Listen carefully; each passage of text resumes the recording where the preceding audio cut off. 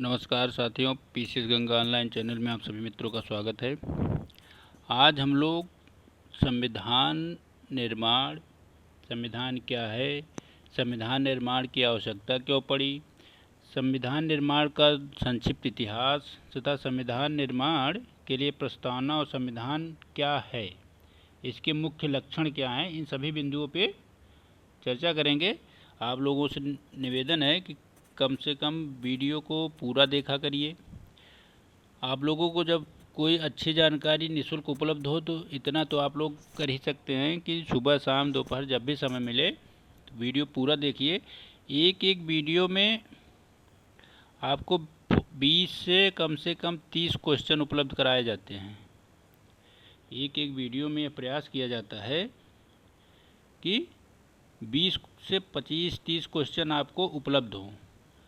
अब आपको माहौल बना के या लंबी लंबी बातें फेंक के पढ़ाया नहीं जाता है। सादे तरीके से, सिंपल तरीके से सिर्फ काम की बात पढ़ाई जा रही है जो परीक्षाओं में आता है। तो आप लोगों से एक निवेदन है, सब्सक्राइब कर लीजिए चैनल को, अपने ग्रुप में अपने मित्रों को जो भी आपके साथ पढ़ाई तैयारी कर रहे हैं, सिविल सर्विस की, पीसीएस हुआ, वनडे एग्ज़ाम का हुआ, तो उनको भी ये चैनल का लिंक या वीडियो शेयर कर दिया करिए ताकि उनको भी इसका लाभ मिले। साथ ही साथ चैनल की क्वालिटी भी इससे बढ़ती है। ठीक, आप लोगों से बस यही रिक्वेस्ट है। बाकी हमारे द्वारा जो भी सहयोग या प्रयास है निरंतर किया जाएगा।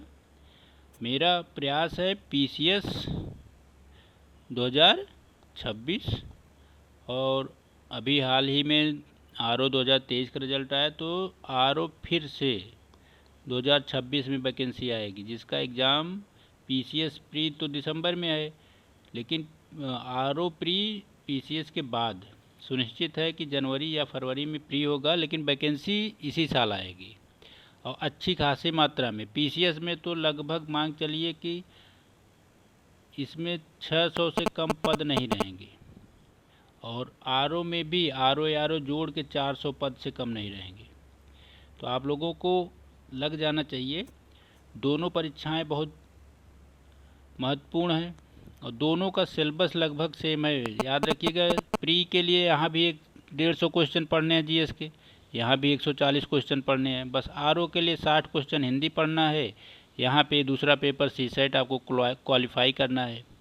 सीसेट तो जनरली क्वालिफाई कर जाते हैं, बस जीएस में जिससे आपका स्कोर बनता है और आप प्री परीक्षा पास होते हैं, वही मेन लक्ष्य होता है।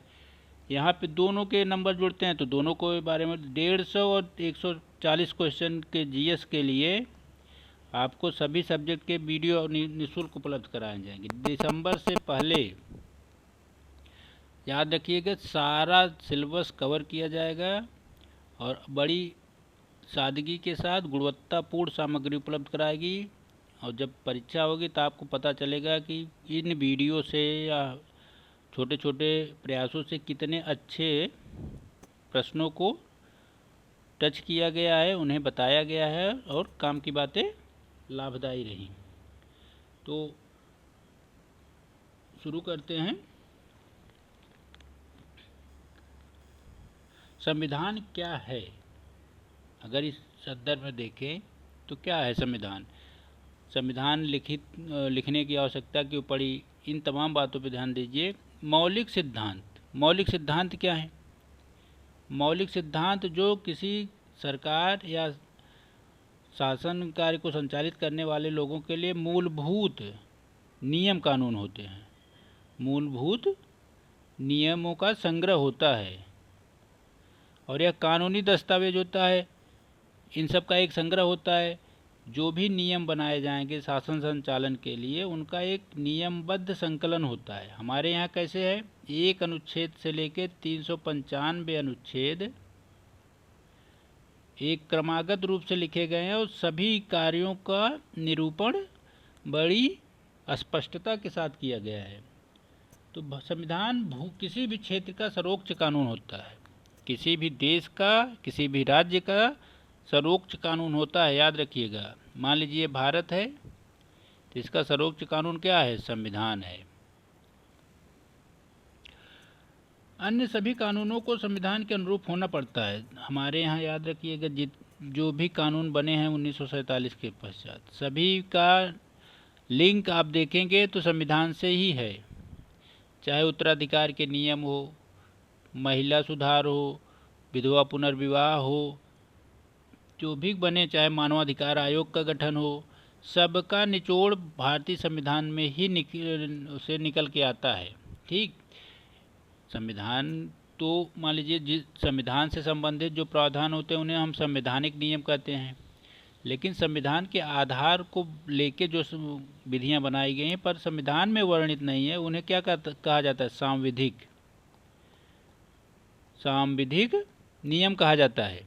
ठीक, संविधान में सरकार और लोगों के साथ इसके संबंध को कानून में शामिल किया जाता है, कानूनी रूप से शामिल किया जाता है। ठीक,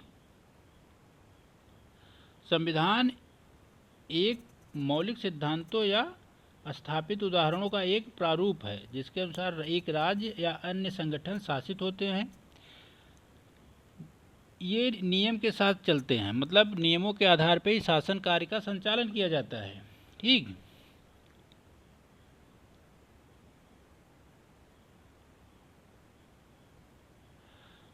नियमों की आवश्यकता इसलिए होती है ताकि संविधान एक देश की राजनीतिक व्यवस्था की प्रकृति को परिभाषित कर सके। कोई देश किस तरह से शासन कार्य संचालन करेगा, उसकी प्रकृति क्या होगी, यह संविधान में निहित होता है, वर्णित होता है। ठीक, अब संविधान के अनुसार एक सरकार होगी, जैसे अपने यहाँ भारत सरकार, और उस देश के कुछ लोग होंगे, नागरिक, और नागरिकों के क्या होंगे? अधिकार होंगे, कर्तव्य होंगे। सरकार क्या है? सरकार 3 अंगों में विभाजित है। विधायिका कानून बनाने के लिए सक्षम है, कार्यपालिका उसे लागू करती है, और न्यायपालिका का क्या कार्य है? इन विधायिका के कार्यों का परीक्षण करना, कार्यपालिका के जो कार्य अधिकार दिए गए हैं उसका सही से कार्यान्वयन हो रहा है, क्रियान्वयन की नहीं, उसकी जांच करना, लोगों के अधिकारों की रक्षा करना। अगर सरकार इनका हनन कर रही है तो उस पर प्रतिबंध लगाना। तो इस तरह से सभी कार्यों का बंटवारा स्पष्ट रूप से किया गया है। कुछ विद्वानों का कथन है कि संविधान क्या है।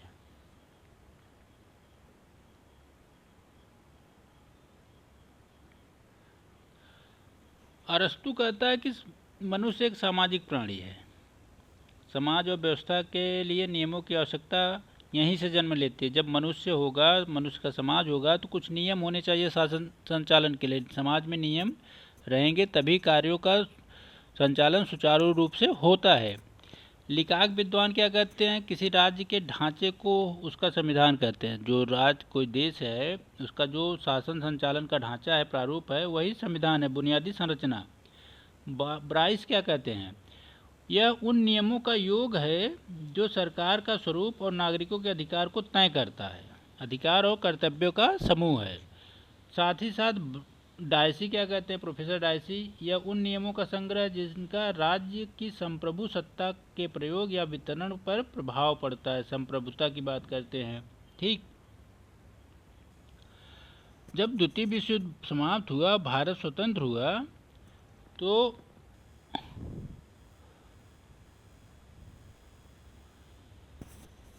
विश्व के अनेक देशों में स्वतंत्रता प्राप्त, मतलब देशों को स्वतंत्रता प्राप्त हुई, तो भारत को मिला। अन्य देशों ने भी संविधान निर्माण किया, भारत ने भी संविधान निर्माण किया। ठीक, संविधान की आवश्यकता क्यों है? भारतीय लोगों में भरोसा और सहयोग की भावना होनी चाहिए। कहने का मतलब है विभिन्न प्रकार के लोग हैं भारत में। उत्तर में विभाजित है तो दक्षिण में विभाजित है। भारत दक्षिण उत्तर में विभाजित है। थार का रेगिस्तान है तो पूर्वोत्तर के राज्यों में सीमाई पर्वतीय क्षेत्र हैं। इधर पठारी पहाड़ी क्षेत्र है तो दक्षिण में तटीय क्षेत्र है, उत्तर का विशाल मैदान है। ये तो भौतिक विभाजन हुआ। लेकिन कितने धर्म हैं, कितनी जातियां हैं, कितने वर्ग हैं, कितने संप्रदाय हैं, कितने पंथ के लोग हैं, कितने क्षेत्रवाद या आदिवासी जनजाति या समुदाय के लोग हैं। सबके बीच, विभिन्न प्रकार के लोगों के बीच एक साथ रहने, किस साथ कि हम भारतीय हैं। उनके मन में यह भाव होना चाहिए कि हम भारतीय हैं, भले किसी वर्ग जाति धर्म से हैं, सभी के लिए बुनियादी नियमों का एक ढांचा प्रदान करता है। केरल के व्यक्ति के लिए जो नियम है वही उत्तर प्रदेश के लिए है, वही जम्मू कश्मीर के लिए है, वही अरुणाचल प्रदेश के लिए है, वही सभी जातियों के लिए समान है, चाहे वो अमीर हो चाहे गरीब हो, सबके लिए बराबर है। ठीक इस तरह शासन की संरचना को प्रारूप प्रदान करता है। संविधान स्पष्ट करता है कि सरकार का गठन कैसे होगा और निर्णय लेने का अधिकार क्या होगा, किसके पास होगा। सरकार का गठन हो गया तो निर्णय सरकार लेगी कि कोई और व्यक्ति लेगा, तो इसका भी प्रारूप सुनिश्चित किया जाता है।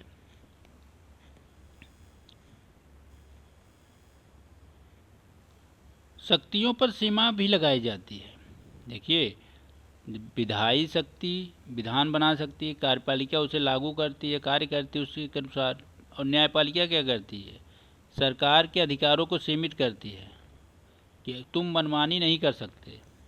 अब तो मूलभूत ढांचे का जो सिद्धांत उसके तहत न्यायिक पुनर्विलोकन करके, न्यायिक समीक्षा करके कैंसिल भी कर देती है। नागरिकों के मौलिक अधिकारों की रक्षा भी करती है। तो यह समन्वय बनाने का प्रयास किया गया सभी संस्थाओं के प्रति। समाज की कुछ आकांक्षाएं होती हैं। भाई, भारत स्वतंत्र हुआ तो लोगों को लगा कि फिर यार हम राजतंत्र के ढांचे में जिएंगे या लोकतंत्र आएगा, हमें भी कुल मौलिक अधिकार मिलेगा कि नहीं, हमें विकास के कुछ मार्ग प्रशस्त हो गए कि नहीं, सरकार हमारे लिए क्या करेगी। इन तमाम बातों को भारतीय संविधान में वर्णित किया गया। एक अच्छे, कुशल और न्यायपूर्ण समाज की स्थापना या निर्माण का एक सामूहिक लक्ष्य व्यक्त किया जाता है संविधान में, और व्यक्त किया गया है भारतीय संविधान में। भारतीय संविधान सभी वर्गों के लिए समान अवसर प्रदान करता है, किसी के साथ भेदभाव न हो, ऐसा प्रावधान किया गया है। संविधान निर्माण का सफर देखें तो 15 अगस्त 1947 को भारत आज़ाद हुआ, संविधान सभा का निर्माण हुआ। संविधान बना कितने दिनों में? 2 वर्ष 11 माह 18 दिन कुल समय था। 114 दिन कुल बहस हुई है, 3 वाचन हुए, 3 बार बैठकें हुई हैं, और 3 वाचन में एक कुल बैठक कितनी हुई? 114 बार दिन। कुल लगभग 64 लाख रुपए खर्च हुए संविधान निर्माण में। ठीक, और 284 सदस्यों ने संविधान जब निर्माण हुआ तो इस पर हस्ताक्षर किया। कितने सदस्यों ने? 284। क्यों?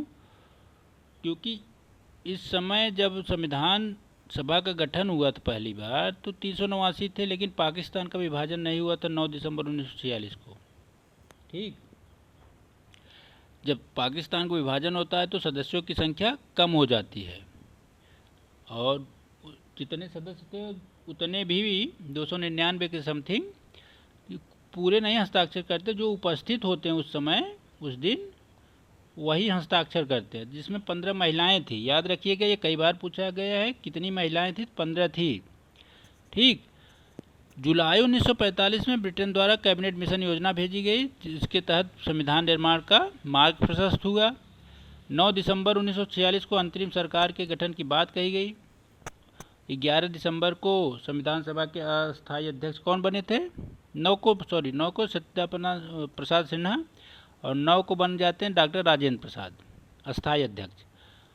अपना कार्य प्रारंभ करती संविधान सभा, परंतु मुस्लिम लीग के मनमानी रवैये या पाकिस्तान की मांग के पश्चात भारत और पाकिस्तान का विभाजन होता है, तो पुनर्गठित रूप से फिर से संविधान सभा का निर्माण होता है, और 26 नवंबर 1949 को संविधान बन के तैयार हो जाता है।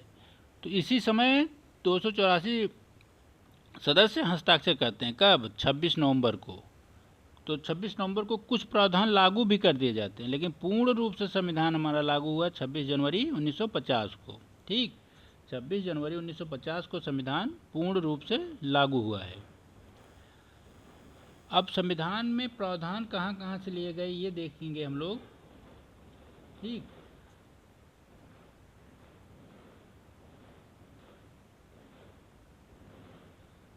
तो सबसे पहले देखें कि ब्रिटेन से, क्योंकि ब्रिटेन के 250-300 साल के शासन के दौरान संवैधानिक विकास कार्यक्रम हुए, उसको बड़े पैमाने पे अपनाया गया और उन्हीं विचारों को ग्रहण करते हुए भारत में लोकतांत्रिक व्यवस्था की नींव रखी गई। क्योंकि ब्रिटेन के द्वारा जो संवैधानिक सुधार किए गए उसमें क्रमिक रूप से लोकतांत्रिक व्यवस्थाओं को धीरे धीरे लागू किया गया था। ठीक, तो उसके भारतीय आदी हो गए थे, साथ ही साथ उन विचारों से परिचित भी हो गए थे, तो उस व्यवस्था को लागू करना ज़्यादा सटीक समझे। तो ब्रिटेन से क्या क्या लिया गया? ब्रिटेन से लिया गया संविधान, संसदीय प्रणाली। शासन का स्वरूप कैसा होगा? संसदीय होगा। एकल नागरिकता ली गई है ब्रिटेन से और कानून का शासन लिया गया है। विधि निर्माण की प्रक्रिया ली गई है। मंत्रिमंडलीय व्यवस्था जो होती है, कैबिनेट सिस्टम, वो कहाँ से ली गई? वो भी ब्रिटेन से ली गई है। परमाधिकार लेख जो होता है उसको ब्रिटेन से लिया गया है। संसदीय विशेषाधिकार, संसदीय विशेषाधिकार कहाँ से लिया गया है? वो ब्रिटेन से लिया गया है। साथ ही साथ द्विसदनात्मक व्यवस्था, लोकसभा और राज्यसभा का प्रावधान कहाँ से लिया गया है? ब्रिटेन से। याद रखिएगा, ब्रिटेन से और अमेरिका से सबसे ज़्यादा प्रावधान लिए गए हैं। तो इसके पश्चात देखेंगे यूएसए या संयुक्त राज्य अमेरिका के संविधान। तो याद रखिएगा, विश्व का सबसे पहला संविधान कहाँ निर्मित किया गया था? तो अमेरिका में किया गया था। अमेरिकी क्रांति के पश्चात यहाँ सबसे पहले संविधान निर्मित किया गया था 1789 में ही यहाँ पे संविधान लागू कर दिया गया था। तो वहाँ से क्या क्या लिया गया है? मौलिक अधिकार, स्वतंत्र न्यायपालिका, मौलिक अधिकार, स्वतंत्र न्यायपालिका, न्यायिक पुनर्विलोकन का अधिकार लिया गया है, संविधान की सर्वोच्चता का प्रावधान लिया गया है, न्यायपालिका की स्वतंत्रता ली गई है और निर्वाचित राष्ट्रपति, राष्ट्रपति कैसा होगा? निर्वाचित होगा, मनोनीत राष्ट्रपति नहीं होगा, उसे निर्वाचित किया जाएगा। उस पर महाभियोग का प्रावधान जो लिया गया है कि महाभियोग लगा के राष्ट्रपति उपराष्ट्रपति को हटाया जा सकता है पद से, ये प्रावधान अमेरिका से ही लिया गया है। उपराष्ट्रपति का पद लिया गया है अमेरिका से।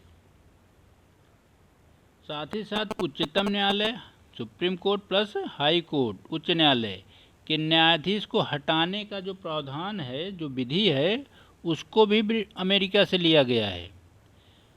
वित्तीय आपातकाल ब्रिटेन और अमेरिका से लिया गया है। हालांकि भारत में कभी वित्तीय आपातकाल लगा नहीं है, अभी हाल ही में कहाँ लगा था? श्रीलंका में। तो और न्यायपालिका की स्वतंत्रता, इतने प्रावधान लिए गए हैं। कौन कौन से? मौलिक अधिकार, न्यायिक पुनर्विलोकन, संविधान की सर्वोच्चता, न्यायपालिका की स्वतंत्रता, निर्वाचित राष्ट्रपति तथा उस पर महाभियोग का प्रावधान, उपराष्ट्रपति का पद, उच्चतम न्यायालय, उच्च न्यायालय के न्यायाधीश को हटाने की विधि और वित्तीय आपातकाल। इसके पश्चात कहाँ से प्रावधान लिए गए हैं? तो आयरलैंड से। आयरलैंड से सबसे मूल है, ये कई बार पूछा गया। नीति निर्देशक तत्व कहाँ से लिया गया है? तो आयरलैंड के संविधान से लिया गया है। राष्ट्रपति के लिए निर्वाचन मंडल जो बनता है कि कौन कौन सम्मिलित हो गए, ये प्रावधान आयरलैंड से लिया गया है। राष्ट्रपति के लिए निर्वाचित मंडल जो होगा, जो व्यवस्था होगी, वो आयरलैंड से लिया गया है। और राष्ट्रपति द्वारा राज्यसभा में जो साहित्य, समाज सेवा, कला और विज्ञान के विशेष रूप से जानकारी रखने वाले वर्ग के रूप में 12 सदस्यों का चयन किया जाता है। इसकी भी शक्ति कहाँ से ली गई है? आयरलैंड से। ये प्रावधान कहाँ से लिया गया? आयरलैंड से। ठीक। ऑस्ट्रेलिया से क्या लिया गया है? ऑस्ट्रेलिया से कई बार पूछा है समवर्ती सूची और संयुक्त बैठक का प्रावधान। संयुक्त समवर्ती सूची और संयुक्त बैठक का प्रावधान। प्रस्तावना की भाषा ली गई है। कहाँ से लिया गया है? ऑस्ट्रेलिया से। समवर्ती सूची हो गया। केंद्र राज्य के बीच संबंध और शक्तियों का विभाजन, केंद्र राज्य संबंध जो होता है, ये भी लिया गया है। व्यापार, वाणिज्य और समागम की स्वतंत्रता, व्यापार, वाणिज्य और समागम की स्वतंत्रता लिया गया है। ठीक। दोनों सदनों की संयुक्त बैठक का प्रावधान, ये कहाँ से लिया गया? ऑस्ट्रेलिया से। जर्मनी से क्या लिया गया है? जर्मनी से लिया गया है आपातकाल के दौरान मौलिक अधिकारों का निलंबन। याद रखिएगा, मौलिक अधिकारों का निलंबन प्रावधान कहाँ से लिया गया है? जर्मनी से। ठीक। कनाडा से क्या लिया गया है? तो कनाडा से लिया गया मजबूत केंद्र के लिए संघीय व्यवस्था। अमेरिका के संविधान में फेडरेशन शब्द लिखा गया है संघ के लिए, और यूनियन शब्द लिखा गया है कनाडा के संविधान में। तो इस बात को लेके कि फेडरेशन शब्द लिखा जाए कि यूनियन, काफ़ी संविधान सभा की बैठकों में बहस विचार विमर्श हुआ। फेडरेशन शब्द जब हम पढ़ते हैं अंग्रेजी में तो हमको लगता है कि बिखराव की स्थिति है कि संघ की ये भी मीनिंग। फेडरेशन का भी अर्थ संघ होता है और यूनियन का भी अर्थ संघ होता है, लेकिन यूनियन शब्द जब पढ़ते हैं, अध्ययन करते हैं, तो ऐसा लगता है कि यह लोगों को एकजुट बनाए हुए है यूनियन, और फेडरेशन जो है ऐसे लगता है ये बिखराव है। तो काफ़ी विचार विमर्श के पश्चात भारतीय संविधान में यूनियन शब्द लिखा गया है, we the people of India. तो उसके पश्चात विदेशिका में पढ़ते हैं कि यूनियन शब्द लिखा गया है, न कि फेडरेशन। तो ये कहाँ से लिया गया? कनाडा से। ठीक। संघात्मक विशेषताएं जो होती हैं उसका प्रावधान यहाँ से लिया गया कनाडा से। अवशिष्ट शक्तियाँ, ये कई बार पूछा गया है। अवशिष्ट शक्तियाँ कहाँ से लिया गया? कनाडा से। ठीक। अवशिष्ट शक्तियों का प्रावधान कनाडा से लिया गया है। केंद्र द्वारा राज्य के राज्यपालों की नियुक्ति, केंद्र सरकार राज्य के राज्यपालों की नियुक्ति करेगा, इसका प्रावधान भी कनाडा से लिया गया है। और उच्चतम न्यायालय का परामर्श, न्याय निर्णयन, उच्चतम न्यायालय को जो परामर्श देने की शक्ति है राष्ट्रपति को, वो भी कनाडा से ही लिया गया है। ठीक। सोवियत संघ या रूस से क्या लिया गया है? तो मौलिक कर्तव्य, न्याय का आदर्श और मूल कर्तव्य था। प्रस्तावना में न्याय एक रूस की जब क्रांति हुई थी तो वहाँ 3 बातें खुल के सामने आई थी। ठीक। उन सभी प्रावधानों को संविधान में लिया गया सोवियत संघ से। कौन कौन से बातें थी? तो सामाजिक, आर्थिक और राजनैतिक आदर्श, ये चीज़ें वहाँ के क्रांति का नारा थी, सामाजिक, आर्थिक और राजनैतिक आदर्श। ये शब्दावली कहाँ से ली गई है? रूस से। ठीक। जापान से एक बात ली गई है, ये कई बार पूछा है, याद रखिएगा। भारतीय संविधान में विधि द्वारा स्थापित प्रक्रिया है। विधि के अधीन शब्द अमेरिका में लिखा गया है, लेकिन जापान में क्या लिखा गया है? विधि द्वारा स्थापित प्रक्रिया, यानी अनुच्छेद 21 में वर्णित है। ठीक। तो ये कहाँ से लिया गया है? जापान से। और फ्रांस से क्या लिया गया है? फ्रांस से भी कुछ लिया गया है। फ्रांस से क्या लिया गया है? फ्रांस से लिया गया है गणतंत्रात्मक व्यवस्था, कि राष्ट्रपति जो होगा वो भारत का राष्ट्रीय अध्यक्ष होगा, लेकिन वह पैतृक न होके, आनुवंशिक न होके चुना जाएगा जनता द्वारा। गणतंत्र का मतलब होता है कि उसका मुखिया चुना जाता है, न कि वंशानुगत पीढ़ी दर पीढ़ी एक ही खानदान या परिवार का व्यक्ति होगा, ऐसा नहीं। राजतंत्र के विपरीत होता है। यहाँ राष्ट्र का मुखिया चुना जाता है जनता द्वारा। जैसे भारत के राष्ट्रपति में क्या होता है कि यहाँ के सांसद विधायक मिलकर राष्ट्रपति का चुनाव करते हैं। तो संसद और विधायक को कौन चुनता है? जनता। तो एक तरह से जनता अप्रत्यक्ष रूप से राष्ट्रपति को चुनती है। ठीक। जैसे ब्रिटेन में क्या है कि वहाँ पे आज भी मुखिया कौन है? राजवंश, रानी जो हैं या राजा, पहले राजा थे अब रानी का क्रम चल रहा है। तो ये वहाँ की सर्वोच्च मतलब शक्ति है। हालांकि वास्तविक शक्ति संसद के पास है वहाँ पे, लेकिन यहाँ पे राजतंत्रात्मक व्यवस्था है, संसदीय व्यवस्था भी है और राजतंत्र रूपी व्यवस्था संसदीय है। भारत में क्या है? गणतंत्र रूपी संसदीय व्यवस्था है। ठीक। और फ्रांस से क्या लिया गया था? फ्रांस से वहाँ का जो क्रांति की नारा था, फ्रांस की क्रांति जब हुई तो जो नारा दिया गया था, समता, बंधुता और स्वतंत्रता, यहाँ की क्रांति का नारा था। इसको भी वहाँ से लिया गया कि समानता, बंधुत्व भाव और स्वतंत्रता का विचार, रूसो क्या कहता है? रूसो कहता है मनुष्य स्वतंत्र पैदा हुआ है लेकिन सर्वत्र जंजीरों में बंधा हुआ है। तो उसका कहना था कि राज्य ने इस तरह से एक मनुष्य को बांध रखा है कि मनुष्य पैदा जब होता है तो स्वतंत्र होता है, उसे नहीं पता रहता है कि हमारे ऊपर कौन शासन कर रहा है, हमें कैसे जीवन जीना है। लेकिन जैसे बड़ा होता है राज्य ऐसे ऐसे कानून लगा देता है कि उसे जंजीरों में बांध देता है। ठीक, तो इतने प्रावधान इन देशों से लिए गए हैं। साथ ही साथ दक्षिण अफ्रीका से संविधान संशोधन प्रक्रिया ली गई है। ठीक, तो इसीलिए भारतीय संविधान को कुछ विद्वान क्या कहते हैं? उधार का थैला, कि इतने देशों से कुछ न कुछ प्रावधान लेके भारतीय संविधान को लिख दिया गया है, इसमें कुछ नई चीज़ें नहीं हैं।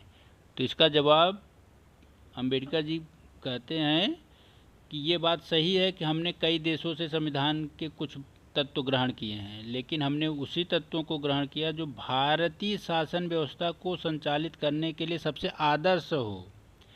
हमने सभी चीज़ों को एकाएक आंख बंद करके ग्रहण नहीं किया है, हमने उन्हीं तत्वों को लिया है जो भारतीय परिवेश में सबसे आदर्श रूप से सेट हो जाए। ठीक, याद रखिएगा, कभी कभी मेंस में पूछता है, तो इसका जब प्रश्न पूछेगा तो आपसे ज़रूर पूछेगा आलोचनात्मक मूल्यांकन, मतलब आपको ये बातें तो लिखनी है लेकिन इसका खंडन भी करना है कि ऐसा नहीं है कि अंधानुकरण, मतलब आंख बंद करके सारी बातें ग्रहण कर ली गई और कोई नई बात नहीं लिखी गई। इन सब का खंडन भी करना जरूरी होता है। संविधान की प्रस्तावना में देखिए क्या क्या मूल बातें हैं। संविधान की प्रस्तावना में क्या क्या मूल बातें हैं, देखिए संविधान की प्रस्तावना आप लोग याद रखा करिए, कभी भी इंटरव्यू में पूछ सकता है, कभी कभी पूछा है इंटरव्यू में। हम भारत के लोग भारत को संपूर्ण प्रभुत्व संपन्न, क्या है? संपूर्ण प्रभुत्व संपन्न संप्रभु देश है भारत, किसी बाहरी देश के नियंत्रण में नहीं है। बाहरी देश हमारे ऊपर किसी प्रकार का कानून लागू नहीं कर सकता। बाहरी नियंत्रण से पूर्णतः मुक्त हम स्वतंत्र देश हैं। ठीक, संपूर्ण प्रभुत्व संपन्न, समाजवादी, अपंथ निरपेक्ष, सभी धर्मों को समान सम्मान देता है। भारत में धर्म निरपेक्षता याद रखिएगा सकारात्मक पक्ष में है, न कि नकारात्मक। बहुत देशों में धर्म निरपेक्षता से नकारात्मक है, हमारे यहाँ सकारात्मक है। और सामाजिक समानता, इतनी जातियाँ, इतने वर्ग, इतने पंथ होते हुए भी सभी में समानता का भाव रखा गया कि संविधान की नज़र में अमीर से लेके गरीब और ग्रामीण से लेके शहरी हर वर्ग, उच्च नीच जो भी है सब बराबर हैं, एक व्यक्ति और दूसरा व्यक्ति समान है। ठीक, समाजवादी, पंथ निरपेक्ष, लोकतंत्रात्मक गणराज्य, शासन का कार्य कैसा होगा? लोकतंत्र, जनता द्वारा चुनी गई सरकार। गणतंत्रात्मक होगा, मुखिया जो होगा लोक पैतृक नहीं होगा, आनुवंशिक, चुना जाएगा जनता द्वारा। जनता द्वारा चुनी गई सरकार जिसका प्रमुख निर्वाचित होगा। ठीक, गणराज्य बनाने के लिए था उसमें समस्त नागरिकों को सामाजिक, आर्थिक, राजनीतिक न्याय, ये रूस के संविधान से ग्रहण किया गया है, याद रखिएगा, अभी बताया आपको। तो सामाजिक, आर्थिक, राजनीतिक न्याय, 3 प्रकार के न्याय है। एक बार पूछा गया था कि जैसे स्वतंत्रता कितने प्रकार की है, न्याय कितने प्रकार का है, तो ये बातें आप क्रम से याद रखिएगा। 3 प्रकार की न्याय की बात है, सामाजिक न्याय, आर्थिक और राजनीतिक। धार्मिक न्याय नहीं है, याद रखिएगा, कभी कभी पूछ लेता है 1 2 3 4 ऑप्शन बना देगा, धार्मिक दे देगा या सांस्कृतिक शब्द लिख देगा, तो गलत है। सिर्फ 3 प्रकार का न्याय है। कौन कौन? सामाजिक, आर्थिक और राजनैतिक न्याय। ठीक, साथ ही साथ व्यक्ति की गरिमा, नहीं, न्याय, विचार, अभिव्यक्ति, विश्वास, धर्म और उपासना की स्वतंत्रता। ठीक, स्वतंत्रता कितने प्रकार की है? 5 प्रकार की, 5 स्वतंत्रता है, विचार, अभिव्यक्ति, विश्वास, धर्म और उपासना की स्वतंत्रता, तथा प्रतिष्ठा और अवसर की समता। समता कैसी है? 2 बातों पे है। प्रतिष्ठा, सभी व्यक्तियों के, पुरुष या महिला जो भी है, एक व्यक्ति मानते हुए सबके सम्मान की बात कही गई है। उसकी प्रतिष्ठा के साथ कोई छेड़छाड़ नहीं किया जाएगा। सबको समान अवसर मिलेगा अपने कार्यों के क्रियान्वयन के लिए। ठीक, किसी के अवसर में कमी नहीं की जाएगी, न उसके साथ भेदभाव किया जाएगा। समता प्राप्त कराने के लिए उन सब में व्यक्ति की गरिमा और राष्ट्र की एकता और अखंडता सुनिश्चित करने वाली बंधुता बढ़ाने के लिए, सब में भाईचारे की भावना बनी रहे, दृढ़ संकल्प होकर संविधान सभा आज की तारीख देखिए यहीं लिखा है 26 नवंबर। मैंने कहा कि 284 सदस्य जो हस्ताक्षर किए थे कब, तो 26 नवंबर को ही किए थे। क्यों, यहाँ लिखा गया है 26 नवंबर 1949 मिति मार्ग शुक्ल सप्तमी संवत 2006 विक्रमी। एक बार पूछा गया था कि ये मिति मार्ग शुक्ल सप्तमी संवत 2006 विक्रमी में मार्गशीर्ष माघ का महीना जो होता है ये पूछा गया था। तो एतद द्वारा इस संविधान को अंगीकृत अधिनियमित आत्मर्पित करते हैं। 3 शब्द लास्ट में है, अंगीकृत, अधिनियमित और आत्मर्पित। ये कभी कभी पूछ ले कौन सा शब्द नहीं है, 4 ऑप्शन बना देते, ये तीनों तो हैं, याद रखिएगा। आत्मर्पित करते हैं मतलब इसी दिन हम संविधान के कुछ प्रावधान को लागू करते हैं। अब संविधान की वास्तुकला देखिए, संविधान कैसे क्या क्या चीज़ें उसमें समाहित की गई हैं। ठीक, भारत का संविधान देश का सर्वोच्च कानून माना जाता है क्योंकि यह मौलिक राजनीतिक सिद्धांतों के ढांचे को प्रस्तुत करता है। यह सरकार की संरचना, प्रक्रियाओं और शक्तियों तथा कर्तव्यों को स्थापित करता है। नागरिकों के अधिकारों, नैतिक सिद्धांतों और कर्तव्यों का उल्लेख करता है। संविधान में कितने भाग हैं देखिए, कुल कितने अनुच्छेद हैं संविधान में? 395 है। कुल मूल हैं, याद रखिएगा, जो संशोधन करके जोड़े जाते हैं। कभी कभी बिहार में पूछा है तो क्या करता है, जैसे मान लीजिए संविधान के अनुच्छेद 14 में कोई संशोधन किया गया, ए प्रावधान जोड़ा गया, बाद में बी जोड़ा गया, सी, तो वो बिहार तो 1 2 3 4 गिनता है, लेकिन सही बात यह है कि ये एक ही है। इसमें उपखंड जोड़े जाते हैं, मूल अनुच्छेद को बदला नहीं जाता। तो अगर कभी पूछे IAS PCS या किसी भी वनडे एग्जाम में 395 को ही सही मानिएगा। 22 भाग हैं, 12 अनुसूचियाँ हैं। मूल अनुसूचियाँ तो 8 थीं, 4 अनुसूचियाँ बाद में संशोधन द्वारा जोड़ी गई हैं। ठीक, कमेंट में बताइएगा 9वीं और 10वीं, 11वीं तथा 12वीं अनुसूची किन किन संशोधन द्वारा जोड़ा गया है। कमेंट में आप लोग बताइएगा 9वीं, 10वीं, 11वीं और 12वीं अनुसूची जो है किन संशोधनों के माध्यम से जोड़ा गया। मूल संविधान में 8 ही थी। ठीक, अनुच्छेद 79 में संसद की चर्चा है।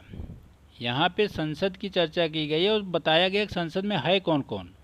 तो राष्ट्रपति होगा, नाम मात्र का मुखिया, राज्यसभा होगी और लोकसभा होगी। ठीक, अनुच्छेद 74 में कहा गया वास्तविक शक्ति किसके हाथ में होगी? प्रधानमंत्री के नेतृत्व में मंत्रिपरिषद के पास, जबकि जो राष्ट्रपति को सलाह और सहायता देता है और राष्ट्रपति इसी मंत्रिमंडल की सलाह के अनुसार ही कार्य करता है। ठीक,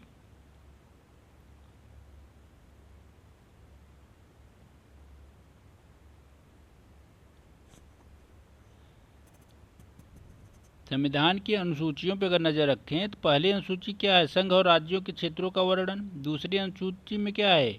मुख्य पदाधिकारियों के वेतन भत्ते। ठीक, जैसे उसमें 4 भाग हैं अनुसूची 2 में, तो क में भाग क में है राष्ट्रपति राज्यपाल के वेतन भत्ते, ख में है लोकसभा विधानसभा के अध्यक्ष, उपाध्यक्ष, राज्यसभा और विधान परिषद के सभापति उपसभापति के वेतन भत्ते, भाग ग में है उच्चतम न्यायालय के न्यायाधीशों के वेतन भत्ते, और भाग घ में है नियंत्रक लेखा परीक्षक के वेतन भत्ते। तीसरी अनुसूची में क्या कहा गया? शपथ के संबंध में। तो याद रखिएगा अनुसूची 3 के तहत तो बहुत बड़े पदाधिकारियों की शपथ ग्रहण की बातें कही जाती हैं, लेकिन 3 लोगों को छोड़ के सबका शपथ अनुच्छेद किसमें है? तीसरी अनुसूची में, अनुच्छेद नहीं, तीसरी अनुसूची में है। राष्ट्रपति, उपराष्ट्रपति और राज्यपाल के लिए पृथक अनुच्छेद दिए गए हैं शपथ के लिए, बाकी अन्य सभी पदाधिकारियों के लिए तीसरी अनुसूची ही है। चौथी अनुसूची में क्या गया? राज्यसभा में स्थानों का आवंटन कैसे किया जाएगा, इसका निर्धारण। 5वीं अनुसूची में क्या है, अनुसूचित क्षेत्र और अनुसूचित जनजातियों के प्रशासन नियंत्रण के बारे में उपबंध। छठे में क्या है, 4 राज्य, कभी कभी पूछता है कौन राज्य सम्मिलित नहीं है, तो 4 ही राज्य इसमें सम्मिलित हैं अनुसूची 6 में। 6वीं अनुसूची में कौन कौन है, असम है, मेघालय है, त्रिपुरा है और मिजोरम है। असम, मेघालय, त्रिपुरा, मिजोरम, यही 4 राज्य सम्मिलित हैं, याद रखिएगा। इन्हीं के संदर्भ में अनुसूची 6 है। 7वीं में क्या कहा गया है, संघ, राज्य और समवर्ती सूची के विषयों का बंटवारा। 8वीं में क्या है, भाषा, 8वीं अनुसूची में भाषा। 9वीं में आपको पता है भूमि सुधार है। 10वीं दल बदल है। दल बदल अभी चर्चा में है आजकल में, क्योंकि आम आदमी के 7 सांसद राज्यसभा भाजपा में चले गए। तो दल बदल कहाँ है, 10वीं में। 11वीं पंचायत है और 12 में क्या है, नगर पालिका पंचायत, नगर पंचायत। ठीक,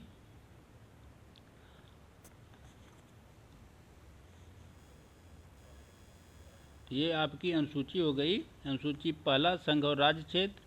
दूसरा, मुख्य पदाधिकारियों के वेतन भत्ते। तीसरा, शपथ प्रारूप। चौथा, राज्यसभा के सीटों का आवंटन।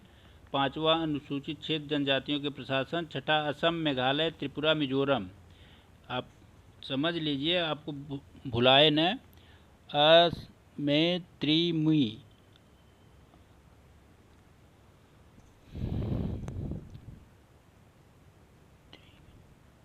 अमित्री में असम,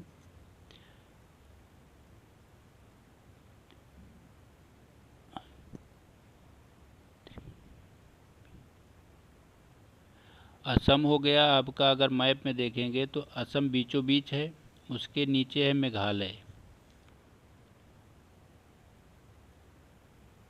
और फिर है मिजोरम बगल में, मेघालय है नीचे हो गया, बगल में है मिजोरम, फिर उसके नीचे है त्रिपुरा। ठीक, अरुणाचल प्रदेश नहीं है, सिक्किम नहीं है और नागालैंड नहीं है। ये 3 राज्य नहीं है, याद रखिएगा। ऊपर के राज्य नहीं है, मैपिंग में याद रखिएगा। ऊपर के 3 राज्य नहीं है, नीचे के हैं। असम के बराबर में और असम के नीचे जो राज्य हैं वही हैं 6वीं अनुसूची में। इस चीज़ को आप याद रखिएगा। जब आप इसका मैप बनाएंगे पूर्वोत्तर के राज्यों का, तो अरुणाचल प्रदेश, बीच में असम हो जाता है, ऊपर हो जाता है सिक्किम, और फिर उसके बाद आता है नागालैंड, और नागालैंड के बाद ही आता है मणिपुर। ठीक, ये तो नहीं है 4 राज्य, अगर सिक्किम को ले लें तो उसके बाद होता है कौन, असम बीचों बीच है, उसके नीचे तो मेघालय है, और उसके सबसे नीचे त्रिपुरा है, उसके बगल में कौन है, मिजोरम। याद रखिएगा, नीचे वाले 4 राज्य हैं, ऊपर वाले नहीं हैं। 7वीं अनुसूची में विषयों का बंटवारा है, संघ, राज्य और समवर्ती सूची। 8 में 22 भाषाएं हैं। मूल संविधान में 14 भाषाएं थी, संशोधन कर करके आज 22 भाषा तक पहुंचा दिए गए। जब भाषा पढ़ेंगे तो हम बताएंगे कौन कौन से अनुच्छेद में कौन कौन सी भाषाएं जोड़ी गई। 9वीं में भूमि सुधार है, सबसे पहला संशोधन यही करके जोड़ा गया था। 10वीं में दल बदल है, वर्तमान में चर्चा में है, पता है। 11 में पंचायती राज है, 12 में नगर पालिका। ठीक,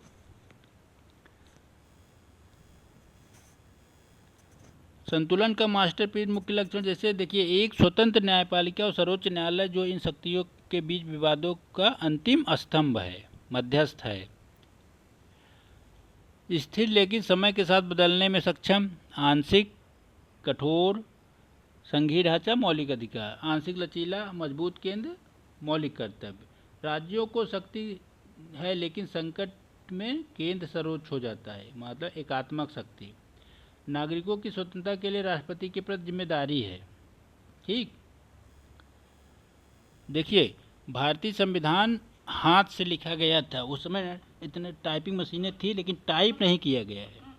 जो मूल संविधान है वो कहाँ लिखा गया है, कैसे लिखा गया, समझिएगा। प्रेम बिहारी नारायण राय ज़्यादा नाम है इनका, प्रेम बिहारी राय ज़्यादा, इनके को याद रखिएगा, ये कई बार पूछे गए हैं। इन्होंने ही अपने हाथ से संविधान लिखा था। ठीक, इन्होंने ही अपने हाथ से पूरा संविधान लिखा था। कौन, प्रेम बिहारी नारायण राय ज़्यादा। कलाकारी में क्या है, शांति निकेतन के कलाकारों में नंदलाल बोस, बिहार राम मनोहर सिन्हा ने उस पर जो चित्र बनाए गए हैं इन लोगों ने ही बनाए हैं, मुख्यतः नंदलाल बोस। विशिष्टता क्या है, यह दुनिया का सबसे लंबा लिखित संविधान है। जो मूल संविधान लिखा गया था उसका आकार क्या है, 16x22 इंच आकार में, और वजन कितना है, 3 किलो 75 ग्राम। कुल पेज का संतुलन करके 3 किलो 75 ग्राम वजन है। कहाँ पे रखा गया है, इसे संसद की लाइब्रेरी में हीलियम से भरे इस विशेष केस में सुरक्षित रखा गया मूल संविधान को। ठीक, तो इसमें सबसे महत्वपूर्ण है प्रेम बिहारी और दूसरे हैं नंदलाल बोस, इनको ज़रूर याद रखिएगा आप लोग। भारत का संविधान केवल कानूनों की एक किताब नहीं है, यह एक जीवंत दस्तावेज है जो देश की विविधताओं को एक सूत्र में बांधता है। ठीक, यह संसदीय लोकतंत्र के माध्यम से जनता की आवाज़ सुनिश्चित करता है, मौलिक अधिकारों से न्याय की रक्षा करता है, नीति निर्देशक सिद्धांतों के माध्यम से एक कल्याणकारी राज्य की स्थापना का आकार तय करता है। ठीक, देश का सर्वोच्च कानून है, यह सुनिश्चित करता है कि भारत की शक्ति हमेशा उन लोगों में निहित है, किसमें, भारत के नागरिकों में।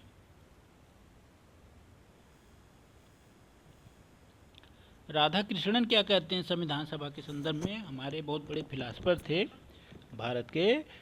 संविधान किसी देश का मौलिक कानून होता है, इसमें जनता के स्वप्न और भावनाएं अभिव्यक्त होती हैं। संविधान क्या होता है, संविधान किसी भी देश के कानून का सर्वोच्च होता है, मौलिक कानून होता है, मतलब मूलभूत मुद्दों को, विषयों को इसमें लिखा जाता है। इसमें जनता के स्वप्न, जनता का स्वप्न ये होता है कि हमारे लिए सरकार क्या करेगी, कौन सी सरकार सबसे अच्छी है। ठीक, हमारी सहभागिता क्या होगी इस कार्य संचालन में, तथा भावनाएं अभिव्यक्त होती हैं। पहली बार संविधान की उद्घोषणा, मतलब भारतीयों का संविधान भारतीयों के अनुसार होगा, ये शब्द किसने कहा था, गांधी जी ने। पहली बार भारतीयों के संविधान के संबंध में किसने कहा था, गांधी जी ने कहा था भारतीयों का संविधान भारतीयों के अनुसार होगा। किसके अनुसार होगा, भारतीयों का संविधान भारतीयों द्वारा ही लिखा जाएगा और भारतीयों की इच्छा अनुसार उनके अनुरूप होगा। ठीक, तो ये 1922 में गांधी जी ने कहा था। किसने कहा था, गांधी जी ने। 1934 में स्वराज पार्टी पहली बार संविधान सभा की मांग करती है, स्वराज पार्टी 1934। 1939 में कांग्रेस भी कहती है कि संविधान सभा एकमात्र लोकतांत्रिक मार्ग है संविधान निर्माण का। क्लीमेंट इटली ब्रिटेन को पूर्ण स्वतंत्रता के पश्चात 1947 में घोषित करते हैं कि ब्रिटेन भारत को पूर्ण स्वतंत्रता देगा और भारतीय अपना संविधान स्वयं बनाएंगे, भारतीय अपना संविधान स्वयं बनाएंगे। संविधान सभा का प्रारूप, मतलब मॉडल देखेंगे तो उसमें क्या है, जुलाई 1946 को प्रांतीय विधानसभाओं और देशी रियासतों को मिला के गठन किया जाता है। सदस्य कितने थे, 296, सॉरी ऊपर मैंने गलत बोल दिया था, 99, 296 सदस्य थे। ठीक, जिसमें कांग्रेस से 205, मुस्लिम लीग से 73 और स्वतंत्र भारत से 18। बहिष्कार कौन करता है, मुस्लिम लीग। मुख्य कौन कौन थे, तो सबसे मुख्य थे जवाहरलाल नेहरू, सरदार पटेल, राजेंद्र प्रसाद संविधान सभा के अध्यक्ष थे, मौलाना आज़ाद, अबुल कलाम आज़ाद, BR अम्बेडकर, BN राव, ये दोनों तो सबसे महत्वपूर्ण हैं, BN राव, BR अम्बेडकर। राधा कृष्णन, सरोजिनी नायडू जैसे लोग स्वतंत्र उत्कृष्ट मस्तिष्क वाले व्यक्ति इसमें सम्मिलित थे। इसको समझिएगा। संविधान सभा दबाव मैट्रिक्स, राष्ट्र का खाका, चुनौतियों का विश्लेषण, विरोधाभासी विचारधाराएं थी। संविधान सभा के संपर्क में या समक्ष कि पूंजीवाद को अपनाया जाए कि समाजवाद को। पूंजीवाद का नेतृत्व अमेरिका कर रहा था, समाजवाद का नेतृत्व रूस कर रहा था, सोवियत संघ जिसे कहते थे। संपत्ति का अधिकार बनाम सर्वहारक वर्ग, इनके क्या किया जाए कि सभी नागरिकों को संपत्ति का अधिकार दिया जाए, कि जो उच्च वर्ग है उनके अधीन किया जाए। विविधता में एकता, ठीक, भाषाई विविधता है, रीति रिवाजों में विविधता है, तो इनके बीच कठोर शासन की व्यवस्था की आवश्यकता होगी ताकि सामाजिक समन्वय बना रहे। देशी रियासतें उस समय कुछ शर्तों के अधीन भारत में विलय की थी, तो उनके लिए भी कुछ खास प्रावधान करने की बात कही गई थी, जो प्रिवी पर्स था, जिसे बाद में इंदिरा गांधी समाप्त कर देती हैं। मुस्लिम लीग के असहयोगवाद या अलगाववाद के प्रश्रय से भारतीयों में एक डर था कि कहीं और जातियां या वर्ग के लोग स्वतंत्रता की मांग करके अलग देश की मांग न करें, तो उनके साथ समन्वय बनाना था। स्वतंत्रता सेनानियों की अपेक्षाएं थी कि निरंकुशता की कोई गुंजाइश न रहे, ठीक।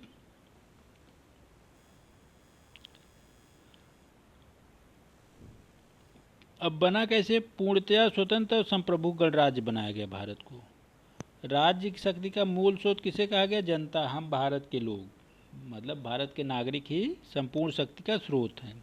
सामाजिक, आर्थिक, राजनीतिक न्याय की बात कही गई, ये रूस से लिया गया है। अल्पसंख्यकों और पिछड़े की रक्षा की जाएगी, जो भी विकास की रेस में या विकास की दौड़ में पिछड़ गए हैं, उनके विकास के लिए कुछ स्पेशल प्रावधान किए जाएंगे।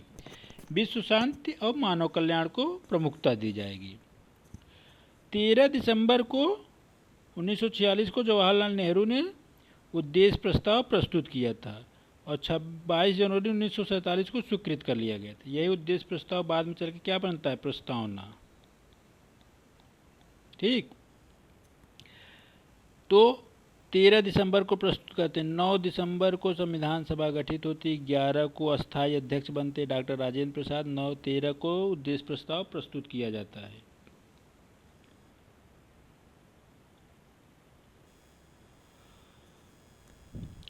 जब संविधान पे चर्चा हो रही थी, तो उसी समय जो भी विचार पक्ष या साक्ष्य रखे गए, उसमें 7,635 बार संशोधन किए गए, 2,473 बार गहन विचार बहस हुई और 3 बार वाचन हुआ था। बताए ना, 3 बैठक हुई थी, ठीक। और तीसरी बैठक में संविधान को लागू कर दिया गया था। 2 वर्ष 11 माह 18 दिन लगे थे। 26 नवंबर को संविधान अंगीकृत हो जाता है आपका। शक्ति का स्रोत कौन है? हम भारत के लोग, we the people of India. संप्रभुता जनता में निहित है। राज्य की प्रकृति कैसी है? संपूर्ण प्रभुत्व संपन्न लोकतंत्रात्मक गणराज्य। उद्देश्य क्या है? सामाजिक, आर्थिक, राजनीतिक न्याय, स्वतंत्रता, बंधुता और समता की भावना विकसित करना, ठीक।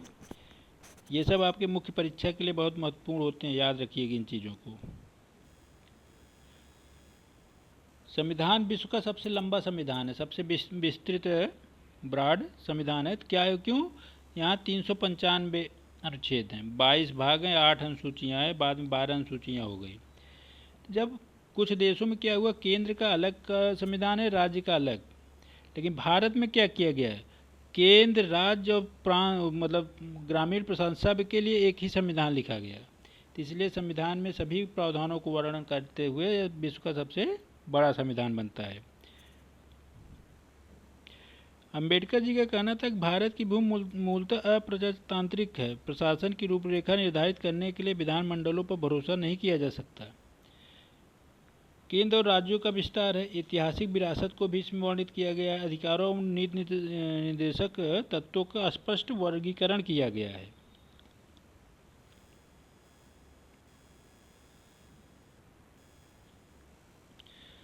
देखिए, संप्रभुता और राष्ट्रमंडल के मध्य सहयोग मतलब समन्वय कैसे किया गया है। भारत अपने आंतरिक और वैदेशिक संबंधों में पूरी तरह स्वतंत्र है। वह राष्ट्रमंडल का सदस्य है, लेकिन उसके अधीन काम नहीं करता। शासन का अध्यक्ष निर्वाचित होगा, राष्ट्रपति हमारे यहाँ निर्वाचित होता है, वह इसका प्रतिनिधि नहीं होता, जनता का प्रतिनिधि होता है। बाहरी सहयोग, राष्ट्रपति और राष्ट्रमंडल की सदस्यता इसलिए जाती है कि तत्कालिक समय में सामाजिक, आर्थिक, राजनीतिक क्रियाओं के संचालन के लिए बाह्य देशों से वाणिज्य, व्यापार या सामरिक संबंधों को बनाने की आवश्यकता थी, इसलिए राष्ट्रमंडल की सदस्यता ग्रहण की गई, लेकिन भारत की शर्तों पर। नेहरू कहते हैं कि यह एक स्वतंत्र संस्था है, हमने स्वतंत्र राष्ट्रों से संपर्क स्वीकार किया है, क्राउन का कोई वास्तविक कार्य नहीं हमारे देश में।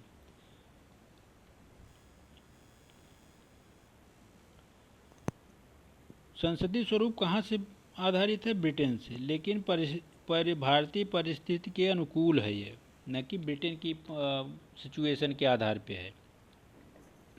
राष्ट्रपति क्या है? राष्ट्र का प्रमुख है, लेकिन नाम मात्र का। मंत्रिपरिषद और प्रधानमंत्री क्या है? वास्तविक कार्यपालिका है, विधायिका के प्रति उत्तरदायित्व भी है। अंबेडकर के अनुसार भारत में अस्थायित्व के बजाय उत्तरदायित्व को चुना गया, जो संसदीय प्रणाली की विशेषता है, संसदीय सिस्टम की एक खास विशेषता है। राष्ट्रपति का प्रतीकात्मक गियर है, स्पष्ट नहीं आया है वो, देखिए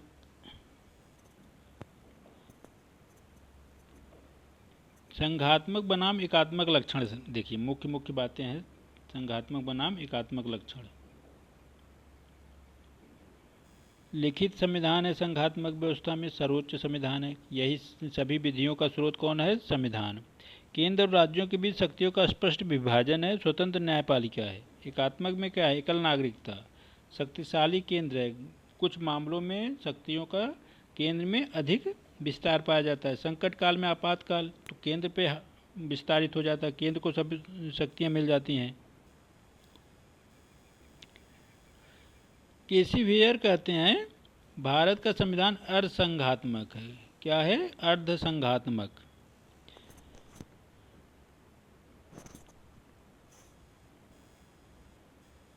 धर्मनिरपेक्षता का अर्थ है धर्म विरोध नहीं है, धर्म विरोध नहीं है। सभी राज्य सभी धर्मों के साथ एक समान व्यवहार करेगा और निष्पक्ष रहेगा, किसी का साथ नहीं देगा और सभी के साथ समान व्यवहार करेगा। ठीक। डॉक्टर राधाकृष्णन का कहना है जिस प्रकार किसी ऑर्केस्ट्रा में कई प्रकार के वाद्य होने के कारण अनेक प्रकार की ध्वनियाँ एक साथ निकलती हैं, परंतु फिर भी उनकी ताल और लय समान होने के कारण एक मधुर संगीत निकलती है या जन्म देती है, इसी प्रकार वाद्यों के मध्य भारत का स्वर्ग एक ही है। वह क्या है? संविधान।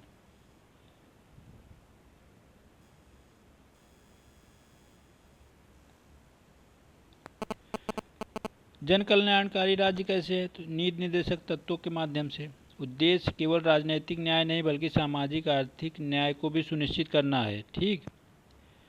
कानूनी बाध्यता, इन्हें न्यायालयों द्वारा अनिवार्य रूप से लागू नहीं किया जाता, किसे? नीति निर्देशक तत्वों को, लेकिन ये शासन के मूलभूत सिद्धांत हैं।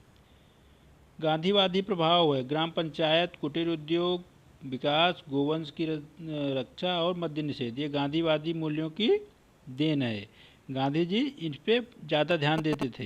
ग्राम पंचायत मतलब सत्ता का ग्रामीण स्तर पर भी विकेंद्रीकरण होना चाहिए। छोटे उद्योगों से रोजगार के अवसर अधिक सृजित होते हैं बड़े उद्योगों की तुलना में। गोवंश, गायों की रक्षा की जानी चाहिए। तब मध्य निषेध, मदिरापान या नशावृत्ति का उन्मूलन होना चाहिए। यह गांधीवादी मूल्यों में आते हैं। मौलिक अधिकार और मर्यादाएं। देखिए हमारे संविधान में कुल 6 प्रकार के मौलिक अधिकार दिए गए, जिसे एक को समाप्त कर दिया गया, संपत्ति। अब कितने हैं? 5। समानता की स्वतंत्रता, समानता का अधिकार, स्वतंत्रता और शोषण के विरुद्ध धार्मिक स्वतंत्रता। देखिए ये आपका मुख्यतः 13 से लेके 20 तक नहीं 18 तक है। स्वतंत्रता कहाँ से है? 19 से लेके 21 तक। शोषण के विरुद्ध नहीं 22 तक। शोषण के विरुद्ध 23 और 24। धार्मिक स्वतंत्रता 25 से लेके 28 तक। और संवैधानिक उपचार किस में है? 32 में। बाकी अन्य कुछ प्रावधान हैं, तो याद रखिएगा। ये अब 5 मौलिक अधिकार हैं, पहले 6 था। ठीक। मर्यादा क्या लागू की गई है? लिमिटेशन। भारत में मौलिक अधिकार अमेरिका की तरह निरपेक्ष नहीं है, बल्कि संविधान में ने व्यक्तिगत स्वतंत्रता और सामाजिक हित के संतुलन के लिए इन्हें उचित मर्यादाएं भी बनाई हैं। नागरिक अधिकार क्या हैं? जैसे साहसिक लोकतांत्रिक निर्णय लेने में, वयस्क मताधिकार का बात कही गई, एकल नागरिकता की बात कही गई, बिना किसी संपत्ति या शिक्षा की शर्त के सभी नागरिकों को मतदान का अधिकार है। यदि एक ऐसा कदम है कि सभी पश्चिमी लोकतंत्रों को भी चौंकाया, जहां महिलाओं को अधिकार बहुत बाद में मिला। कहने के मतलब है भारत जब स्वतंत्र हुआ और संविधान लागू हुआ तो सभी वर्गों को मताधिकार का प्रयोग दिया गया। महिलाएं हों, चाहे बुजुर्ग हों, चाहे आदिवासी हों, चाहे शहरी जीवन जी रहे हैं या अमीर गरीब, किसी भी आधार पर भेदभाव नहीं किया गया। एक निर्धारित आयु सीमा के ऊपर जो भी व्यक्ति थे सबको मताधिकार की आयु वो अधिकार दिया गया। विदेशों में क्या था, महिलाओं को बहुत बाद में मताधिकार का प्रयोग दिया गया। अमेरिका के विपरीत अमेरिका में दोहरी नागरिकता है, याद रखिएगा, केंद्र की अलग नागरिकता है और राज्य की अलग। केवल भारत में प्रांतीयता और अलगाववाद को रोकने के लिए एकल नागरिकता का प्रावधान किया गया है। ठीक, संसदीय सर्वोच्चता मतलब सुप्रीम है कौन, संसद विधि निर्माण में, लेकिन न्यायपालिका उसके कार्यों का मूल्यांकन कर सकती है। कैसे, न्यायिक पुनरीक्षण के तहत। कानून बनाने की सर्वोच्च शक्ति संसद है। कानूनों की वैधानिक जांच मतलब व्याख्या करने के लिए, उसे अवैध घोषित करने के लिए कौन शक्ति रखता है, सुप्रीम कोर्ट। भारतीय व्यवस्था ब्रिटिश संसदीय सर्वोच्चता और अमेरिकी न्यायिक सर्वोच्चता के बीच स्वर्ण मध्यमान है। मतलब कहने के मतलब दोनों के मध्य संतुलन स्थापित करता है। किससे किससे, संसद की सर्वोच्चता और न्यायिक सर्वोच्चता। संसद मनमानी नहीं कर सकती, न्यायपालिका उसकी जांच कर सकती है, और न्यायपालिका मनमानी नहीं कर सकती। कुछ कानून बनाए गए उसके दायरे में ही रह के काम करना पड़ता है। लचीलापन और संकटकालीन, देखिए कुछ प्रावधान साधारण बहुमत से बदले जा सकते हैं, कुछ को 2/3 से। यह न तो ब्रिटेन से लचीला है न अमेरिका जैसे कठोर। ब्रिटेन में कहा जाता है कि वहाँ की संसद इतनी सामान्य है या लचीला है, वह किसी आम को इमली घोषित कर दे, इमली माना जाता है। वह जो बिल पास कर देगी उसी को ही सही माना जाता है। जबकि अमेरिका में संशोधन करना बहुत कठिन कार्य है, क्योंकि राज्यों के लिए अलग प्रावधान है, केंद्र के लिए अलग प्रावधान। आपसी सहमति बनना बहुत मुश्किल है।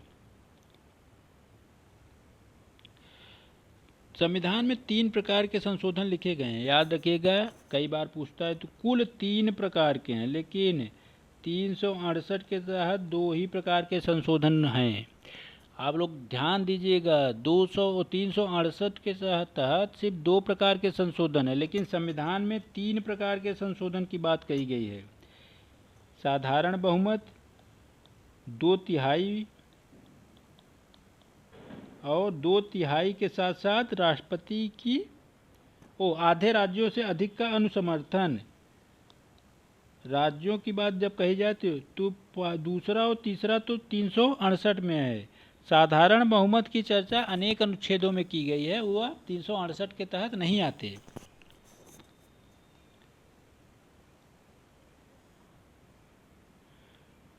अनुच्छेद 352 से 356 तक आपातकालीन प्रावधान कहा गया है, ताकि देश की एकता और सुरक्षा को सुनिश्चित किया जा सके। 352 से 360 तक आपातकालीन में संघीय ढांचा स्वतः एकात्मक हो जाता है और देश की एकता और सुरक्षा को सुनिश्चित किया जाता है। ठीक,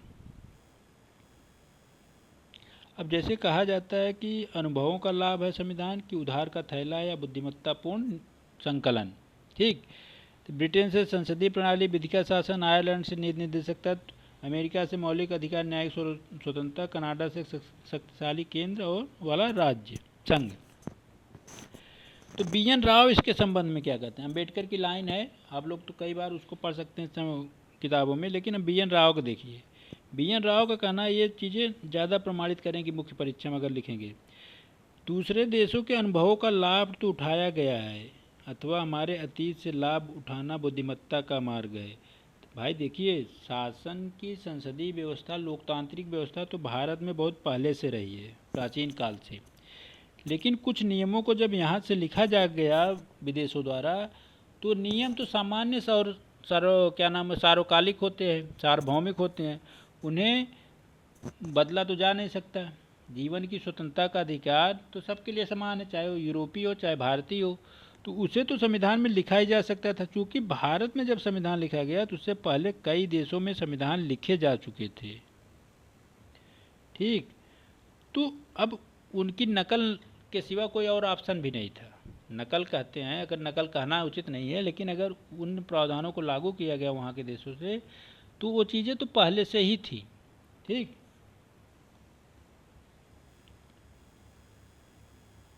अब जैसे कुछ लोग कहते हैं संविधान भारतीय नहीं, मतलब पूरी तरह से विदेशियों से ग्रहण कर लिया गया है। यह आलोचना है कि भारतीय संविधान मौलिक नहीं है अर्थात पश्चिमी संस्थानों का एक पैबंद है, एक प्रारूप है, वकीलों का स्वर्ग है, अत्यधिक जटिल है। संविधान को अत्यधिक जटिल विस्तृत वकीलों के लिए रचित माना जाता है जिसमें स्पष्टता और सरलता का अभाव है। तो के.एम. मुंशी क्या कहते हैं, पश्चिमी संस्थानों को अपनाना आवश्यक था क्योंकि भारतीय उससे परिचित थे। बताया ना कि 1600 से लेकर 1947 तक जो भी संवैधानिक सुधार हुए ब्रिटेन द्वारा, भारत उससे बखूबी परिचित था, उसी शासन पद्धति से कार्य करता चला आ रहा था। यदि यह पैबंद है तो सुंदर पैबंद है। के.एम. मुंशी कहते हैं कि अगर यह लोग मानते हैं कि यह नकल है तो ठीक है, हमने बहुत अच्छी नकल की है। निर्माताओं के भविष्य में किसी भी वैधानिक उलझन या व्याख्या विवाद से बचने के लिए जानबूझ के इतना विस्तृत बनाया गया है। भविष्य में किसी प्रकार का वाद विवाद न उत्पन्न हो, इसलिए सारी बातें समाहित करने का प्रयास किया गया ताकि कोई भी वर्ग, जाति, संप्रदाय ये न कहे कि संविधान हमारे साथ भेदभाव करता है। देखिए, विविधता में एकता कैसे है, कठोर भी है, संसदीय संप्रभुता है, एकात्मक शक्तियों का संयोजन है, सामाजिक नियंत्रण का प्रावधान किया गया, लचीलापन भी है, कठोरता के साथ लचीलापन, न्यायिक सर्वोच्चता, संघात्मक ढांचा और व्यक्तिगत स्वतंत्रता, सभी के मध्य एक स्वतंत्र समन्वय स्थापित करने का प्रयास किया गया। आप लोग मुख्य परीक्षा में ऐसे ही डायग्राम बनाने का प्रयास किया करिए।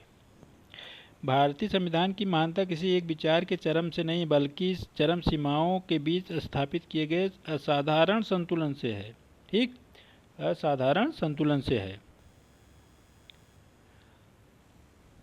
समय की कसौटी पर खरा है। क्या संविधान निर्माताओं ने एक सफल संविधान बनाया? क्या उत्तर थ्योरी में नहीं बल्कि भारत के लोकतांत्रिक इतिहास में है? तमाम संकटों और विविधताओं के बावजूद यह व्यवस्था आज भी जीवित और जीवंत है। आज भी 75 सालों से अधिक समय हो गया, भारतीय संविधान कुशलतापूर्वक क्रियान्वित होते चला आ रहा है, साथ ही साथ यह जीवंत है। आने वाले समय के लिए भी यह एक आदर्श संविधान है। बी.आर. अम्बेडकर कहते हैं संविधान चाहे कितना भी अच्छा क्यों न हो, यदि उसे चलाने वाले बुरे हों तो वह बुरा सिद्ध होगा, यदि उसे चलाने वाले अच्छे हैं तो अच्छा सिद्ध होगा। उनका कहना था कि संविधान हम बहुत अच्छा लिख दें, लेकिन अगर उसको चलाने वाले कुंठित मानसिकता या दुर्भावनापूर्ण व्यवहार करने वाले हैं तो संविधान गलत हो जाएगा। लेकिन अगर वही अच्छे हैं जो कार्यों का बंटवारा और ईमानदारी से कार्यों को संचालित करते हैं, सरकार जो है, तो संविधान अपने आप बहुत अच्छा हो जाएगा। ठीक, इस तरह से आज का सामान्य परिचय संविधान के बारे में संपन्न होता है। इसमें कुछ मूलभूत बातें थी। अब अगला वीडियो संविधान से अनुच्छेद के आधार पर अनुच्छेद में जो मूलभूत बिंदु होते हैं, जिसकी चर्चा शब्दावली होती है, जिसकी चर्चा करनी चाहिए, उसके संबंध में अध्ययन करेंगे। ठीक, तब तक के लिए नमस्कार, गुड नाइट। आप लोग भी अच्छे से पढ़ाई करिए, अपने सपने को साकार करिए। जय हिंद साथियों।